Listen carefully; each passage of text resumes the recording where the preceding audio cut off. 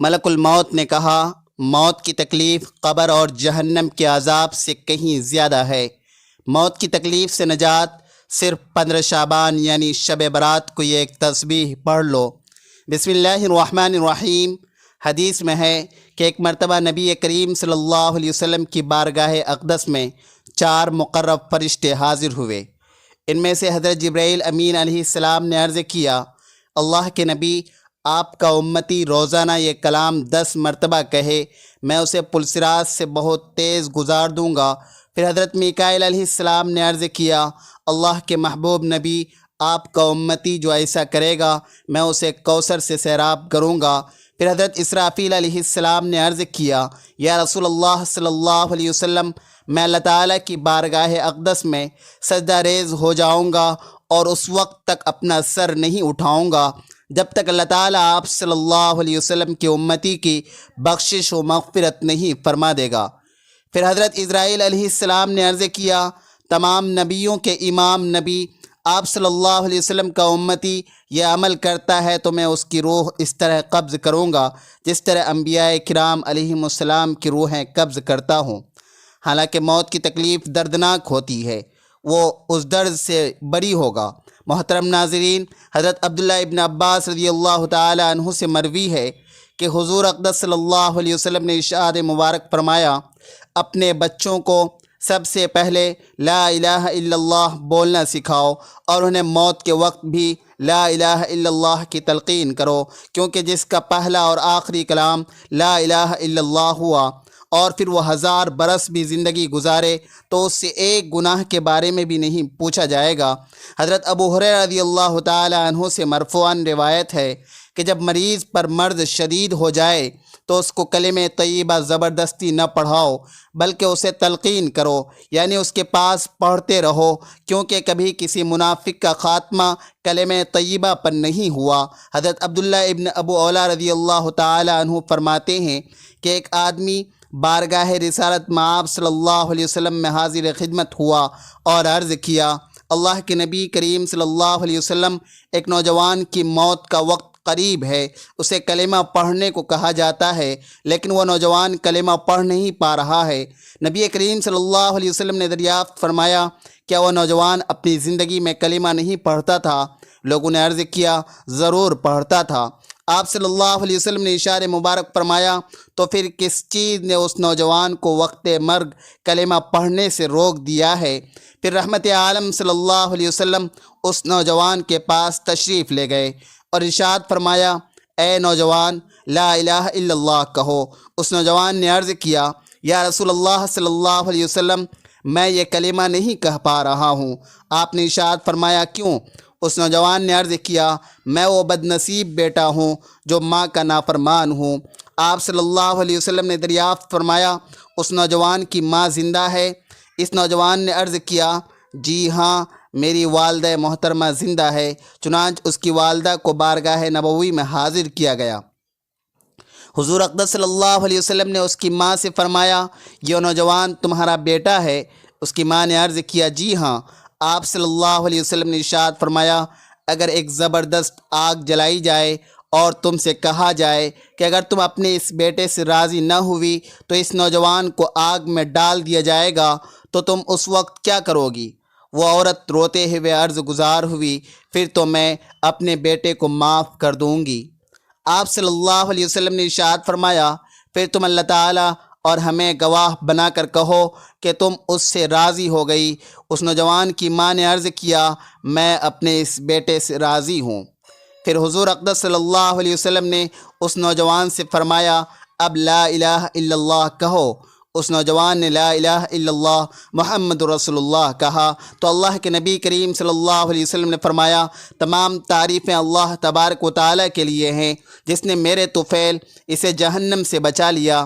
ایک اور آدمی کو وقت وفات کلمہ پڑھنے کی تلقین کی گئی تو اس نے کہا، میں نہیں پڑھ سکتا کیونکہ میری نشست و برخاست ایسے برے لوگوں کے ساتھ تھی جو مجھے حضرت سیدنا ابوبکر صدیق رضی اللہ تعالی عنہ اور حضرت عمر فاروق رضی اللہ تعالی عنہ کو برا بھلا کہتے تھے۔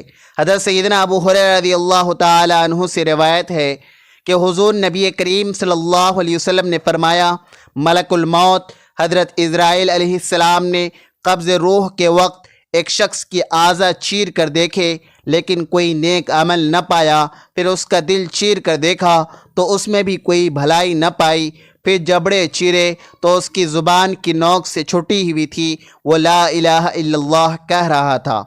بس اس کلمہ توحید کی بدولت اس کی مغفرت اور بخشش کر دی گئی۔ جب بندے کی موت کا وقت آتا ہے تو بائیں جانب والا فرشتہ دائیں جانب والے فرشتے سے کہتا ہے نرمی کر، دائیں جانب والا کہتا ہے نہیں کروں گا، ہو سکتا ہے یہ سختی دیکھ کر کلمہ طیبہ پڑھ لے تو میں اسے لکھ لوں۔ حضرت سیدنا ابو ہریرہ رضی اللہ تعالی عنہ اور حضرت سیدنا ابو سعید خدری رضی اللہ تعالی عنہ سے مرفوعاً روایت ہے کہ جس نے وقت وفات یہ کلمات کہہ لیے آگ اسے کبھی نہ جلائے گی۔ وہ دعا یہ ہے لا الہ الا اللہ واللہ اکبر ولا حول ولا قوة الا باللہ العلی العظیم، یعنی اللہ تعالیٰ کے سوا کوئی عبادت کے لائق نہیں، اللہ تعالیٰ سب سے بڑا ہے اور نیکی قوت اور گناہ سے بچنے کی طاقت بلند عظمت والے رب العالمین ہی کی طرف سے ہے۔ حضرت سیدنا سعد بن ابی وقاص رضی اللہ تعالی عنہ سے روایت ہے کہ حضور نبی اکرم صلی اللہ علیہ وسلم نے ارشاد فرمایا کیا میں تمہیں اللہ تعالیٰ کا اسم اعظم نہ بتاؤں؟ حضرت یونس علیہ السلام کی یہ دعا لا الہ الا انت سبحانک انی کنت من الظالمین اسم اعظم ہے۔ جس شخص نے مرض وفات میں اسے 40 مرتبہ پڑھ لیا اور پھر اسی میں وفات پا گیا تو اسے شہید کا اجر دیا جائے گا، اور صحت یاب ہو گیا تو ایسا ہوا کہ گناہوں سے پاک صاف ہو چکا ہوگا۔ ام المؤمنین حضرت سیدہ عائشہ صدیقہ رضی اللہ تعالی عنہا سے مروی ہے، آپ فرماتی ہیں اپنی مجلس کو حضور اکرم صلی اللہ علیہ وسلم پر درود پڑھنے اور عمر ابن خطاب کے ذکر کے ساتھ مزین کرو۔ روایت ہے کہ ایک عورت حضرت حسن بصری کے پاس آئی اور عرض کی کہ میری بیٹی فوت ہو گئی ہے اور میں اسے خواب میں دیکھنا چاہتی ہوں۔ حضرت حسن بصری نے اس سے فرمایا 4 رکعت نفل عشاء کی نماز کے بعد اس طرح پڑھ کہ ہر رکعت میں سورہ فاتحہ 1 مرتبہ اور سورہ کوثر 1 مرتبہ، پھر نبی کریم صلی اللہ علیہ وسلم پر درود شریف کا نذرانہ پیش کر۔ اس عورت نے ایسا ہی کیا۔ خواب میں اس عورت نے اپنی لڑکی کو دیکھا کہ وہ عذاب میں مبتلا ہے، جسم پر گند کا لباس ہے، ہاتھ بندھے ہوئے ہیں اور پاؤں میں آگ کی زنجیر ہے۔ جب وہ عورت بیدار ہوئی تو صبح سارا خواب حضرت حسن بصری کو سنایا۔ آپ نے فرمایا صدقہ کر اور نبی کریم صلی اللہ علیہ وسلم پر درود کی کثرت کر۔ حضرت حسن اسی رات سوئے تو عالم خواب میں اپنے آپ کو جنت میں پایا۔ آپ نے دیکھا کہ ایک خوبصورت تخت پر ایک حسین و جمیل عورت سر پر نورانی تاج پہنے بیٹھی ہوئی ہے۔ وہ آپ سے کہنے لگی کہ آپ مجھے جانتے ہیں؟ آپ نے فرمایا نہیں۔ اس لڑکی نے کہا میں وہی لڑکی ہوں جس کی ماں کو آپ نے آج صدقہ اور درود کی کثرت کرنے کا حکم دیا تھا۔ آپ نے فرمایا تیری ماں نے تو تیری یہ خشک حالت مجھے نہیں بتائی تھی۔ اس خاتون نے کہا میری ماں کی بات سچی تھی۔ اس پر حضرت حسن بصری نے اس سے پوچھا پھر ایک ہی دن میں تیری یہ حالت کیسے ہو گئی؟ اس نے کہا ہم 70,000 نفس عذاب میں مبتلا تھے جیسا کہ میری ماں نے آپ کو بتایا تھا، مگر ایک نیک آدمی آج ہمارے پاس سے گزرا اور اس نے حضور اقدس صلی اللہ علیہ وسلم پر درود بھیجا اور اس کا ثواب ہمیں پہنچایا۔ اللہ تعالیٰ نے اس کے درود کو اس کی طرف سے قبول فرمایا اور ہم سب کو اس شخص کی برکت سے عذاب سے نجات عطا فرمائی، اور مجھے یہ مرتبہ ملا جو آپ دیکھ رہے ہیں۔ جس نے لا الہ الا اللہ کہا اس کے لیے جنت واجب ہو گئی، اور جس نے سبحان اللہ و بحمدہ کہا اس کے لیے 1,24,000 نیکیاں لکھ دی جائیں گی۔ صحابہ کرام رضی اللہ تعالی عنہم نے عرض کی یا رسول اللہ صلی اللہ علیہ وسلم تب تو ہم میں سے کوئی آدمی ہلاک نہ ہوگا، تو آپ نے ارشاد فرمایا کیوں نہیں، تم میں سے کوئی آدمی اپنی نیکیاں لے کر حاضر ہوگا، اگر وہ پہاڑ پر رکھی جائے تو اس پر بھاری پڑ جائیں گی، پھر جو نعمتیں اسے عطا کی گئی وہ لائی جائیں گی تو وہ سب نیکیاں چلی جائیں گی، یعنی نعمتوں کے بدلے میں۔ پھر اللہ تعالیٰ اس کے بعد اپنی رحمت سے احسان فرمائے گا۔ جو آدمی اس حال میں اللہ تعالیٰ سے ملا کہ وہ اس بات کی گواہی دیتا تھا کہ اللہ تعالیٰ کے سوا کوئی معبود برحق نہیں اور حضرت محمد صلی اللہ علیہ وسلم اللہ تعالیٰ کے رسول ہیں، تو وہ جنت میں داخل ہوگا۔ لا الہ الا اللہ ایسا کلمہ ہے جو اللہ تعالیٰ کے ہاں بہت معزز ہیں، اور اس کے لیے اللہ تعالیٰ کے ہاں ایک خاص جگہ تیار کی گئی ہے اور سجائی بھی گئی ہے۔ جس نے سچے دل سے یہ کلمہ کہا وہ جنت میں داخل ہوگا، اور جس نے جھوٹ موٹ کہا تو اس نے اپنا خون اور اپنا مال محفوظ کر لیا، اور اللہ تعالیٰ سے اس طرح ملے گا کہ اللہ تعالیٰ اس کا محاسبہ فرمائے گا۔ حضور نبی کریم صلی اللہ علیہ وسلم نے فرمایا، میں اپنی امت کی سفارش کرتا رہوں گا اور سفارش کرتا رہوں گا کہ میری سفارش قبول کی جاتی رہے گی، حتیٰ کہ میں کہوں گا اے پروردگار، جنہوں نے لا الہ الا اللہ کہا ان کے معاملے میں میری سفارش قبول فرما۔ تو فرمایا جائے گا یہ آپ کے لیے نہیں ہے اور نہیں کسی اور کے لیے ہے، یہ تو فقط میرے ذمہ کرم پر ہے۔ تو جس نے بھی لا الہ الا اللہ کہا وہ سب دوزخ سے نکال لیے جائیں گے۔ جو بندہ بھی ایسا فوت ہوگا کہ وہ گواہی دیتا ہو کہ اللہ تعالیٰ کے سوا کوئی معبود نہیں اور میں اللہ تعالیٰ کا رسول ہوں، تو وہ جنت میں داخل ہوگا۔ فرمایا اے بلال رضی اللہ تعالیٰ عنہ، لوگوں میں یہ اعلان کر دو کہ جس نے اپنی موت سے 1 سال پہلے لا الہ الا اللہ کہا وہ جنت میں داخل ہوگا، یا 1 مہینہ پہلے کہا، یا 1 جمعۃ المبارک پہلے کہا، یا 1 دن پہلے، یا 1 گھڑی پہلے کہا تو وہ جنت میں داخل ہوگا۔ حضرت بلال رضی اللہ تعالیٰ عنہ نے عرض کی کہ تب تو لوگ اس پر بھروسہ کر بیٹھیں گے، تو آپ نے ارشاد مبارک فرمایا اگرچہ وہ اسی پر بھروسہ کر بیٹھے۔ فرمایا اے سہیل ابن بیدہ، جس نے اس بات کی گواہی دی کہ اللہ تعالیٰ کے سوا کوئی معبود نہیں، تو اللہ تعالیٰ اسے دوزخ پر حرام فرما دے گا اور اس کے لیے جنت واجب ہوگی۔ اپنے اس رب تعالیٰ کی طرف بلایا جائے گا جسے تو اس وقت پکار رہا ہے جب تجھے کوئی تکلیف پہنچتی ہے، تو وہ اس تکلیف کو تجھ سے دور کر دیتا ہے، اور جسے تو اس وقت پکارتا ہے جب تو کسی بے آب و گیا زمین میں راہ گھوم کر بیٹھتا ہے، اور وہ تیری اس پکار کا جواب دیتا ہے، اور جسے تو اس وقت پکارتا ہے جب تجھے قحط آ لیتا ہے، تو وہ تیرے لیے پیداوار اگاتا ہے۔ مروی ہے کہ ایک مرتبہ حضرت یعقوب علیہ السلام نے ملک الموت علیہ السلام سے پوچھا، تمہارا کوئی قاصد نہیں ہے جس کو اپنے آنے سے پہلے بھیج دیا کرو تاکہ لوگ موت سے ڈر جائیں؟ ملک الموت حضرت اسرائیل علیہ السلام نے جواب دیا، بخدا میرے پاس کثیر قاصد ہیں، مثلا بیماریاں، بالوں کی سفیدی، بڑھاپا، دیکھنے سننے میں فرق آ جانا۔ جب کوئی ان میں سے کسی میں مبتلا ہو کر نصیحت نہیں پکڑتا اور نہیں توبہ کرتا تو میں اس کی روح قبض کرتے وقت اسے پکار کر کہتا ہوں، کیا میں نے یکے بعد دیگرے تیرے پاس قاصد اور ڈرانے والے نہیں بھیجے تھے؟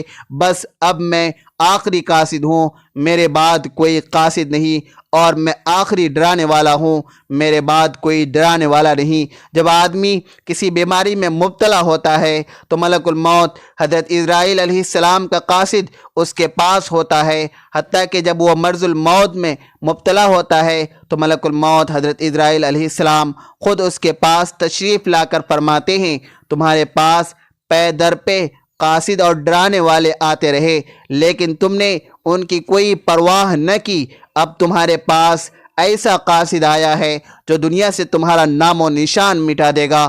حضرت سیدنا جابر بن عبداللہ رضی اللہ تعالی عنہ روایت کرتے ہیں کہ حضور سرور عالم صلی اللہ علیہ وسلم نے ارشاد مبارک فرمایا، بنی اسرائیل کی باتیں کیا کرو کیونکہ ان کے بہت عجیب و غریب واقعات ہیں۔ پھر خود ہی ایک واقعہ بیان فرمانے لگے کہ بنی اسرائیل کی ایک جماعت قبرستان گئی تو مشورہ کیا، کیوں نہ ہم 2 رکعت نماز پڑھ کر اللہ تعالیٰ سے دعا کریں کہ وہ ہمارے لیے کسی مردہ کو زندہ کر دے تاکہ ہم اس سے موت کے بارے میں پوچھ سکیں۔ چنانچہ انہوں نے ایسا ہی کیا تو اچانک ان کے سامنے کالے رنگ والا شخص نمودار ہوا جس کی پیشانی پر سجدوں کے نشانات تھے۔ اس نے کہا، تم لوگ مجھ سے کیا چاہتے ہو؟ مجھے مرے ہوئے 100 سال ہو چکے ہیں مگر آج بھی موت کی گرمی مجھ سے دور نہیں ہوئی، لہذا تم دعا کرو کہ اللہ تعالیٰ مجھے میری پہلی حالت پر لوٹا دے۔